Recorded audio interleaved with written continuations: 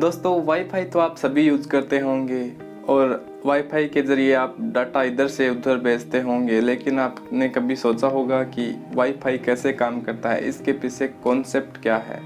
आज मैं इसी के बारे में बताऊंगा, आप इस वीडियो को आगे देखते रहिए।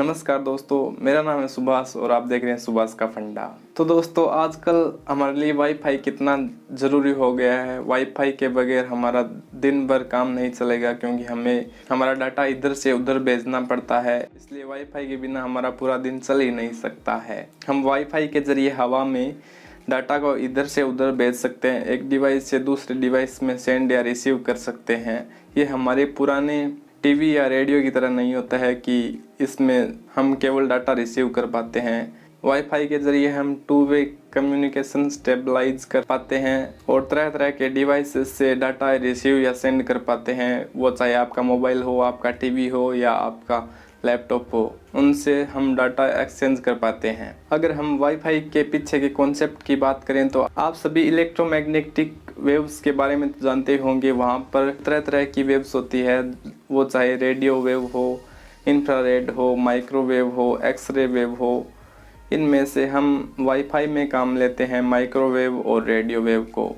इन्हीं के माध्यम से हम सिग्नल्स को बाहर भेज पाते हैं। फिर भी सवाल यही आता है कि क्या हम उन वेव को देख नहीं पाते हैं, और दूसरा सवाल यह होता है कि सिग्नल्स वेव के ज़रिए जाते हैं पर जाते कैसे हैं। तो दोस्तों आप सभी जानते होंगे कि सारे कंप्यूटर्स वगैरह बाइनरी लैंग्वेज को समझते हैं। ये बाइनरी लैंग्वेज ऑन या ऑफ या फिर 0 या 1 के रूप में होती है। तो यहाँ पे हमें हर चीज़ को 0 या 1 के लैंग्वेज में कन्वर्ट करना पड़ता है, और जब भी हम कोई भी चीज़ भेजते हैं वो केवल 0 या 1 के रूप में जाती है। अब एग्जांपल के लिए मैं बताऊं तो आपने कभी पानी में पत्थर फेंका होगा, और जहाँ पर पत्थर गिरा है वहाँ से चारों ओर पानी में एक पैटर्न सा बनता है। वो एक वेव होती है जो किनारों की ओर जाती है। इसी प्रकार अगर आप देख पाते हैं कि मोबाइल से जो वेव निकलती है वो इसी पैटर्न में चारों ओर फैलती है और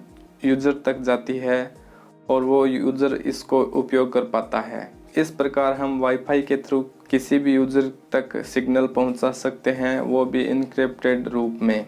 इस प्रकार वाईफाई के पीछे बहुत सारी साइंस लगी होती है। एग्जाम्पल के लिए हम मोबाइल नेटवर्क की बात करें तो पहले हम 1G यूज़ करते थे, बाद में 2G पर आए, फिर 3G पर आए, अब 4G यूज़ कर रहे हैं और आगे हम 5G की बातें कर रहे हैं।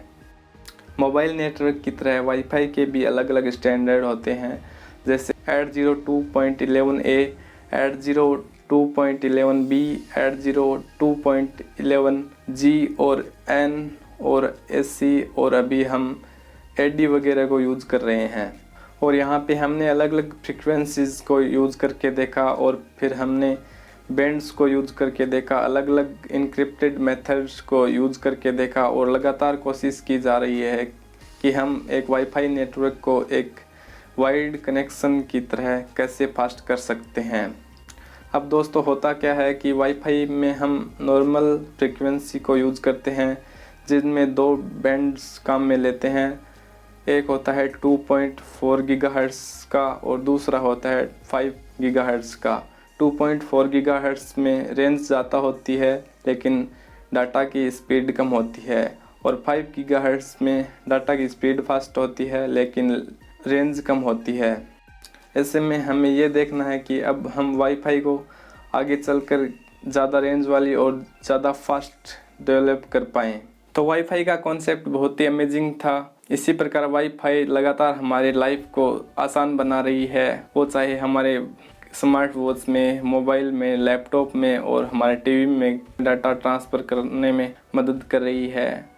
इसी प्रकार हम आगे जाकर इंफ्रारेड वेव का यूज़ कर सकते हैं, जिससे इसकी स्पीड और फास्ट हो सकती है। और वाईफाई एक और चीज़ है जिसमें हम लाइट को यूज़ करके वाईफाई के ज़रिए बहुत ही फास्ट और बहुत ही सिक्योर तरीके से डाटा को ट्रांसमिट कर पाएंगे।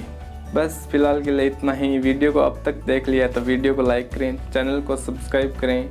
जय हिंद, वंदे मातरम।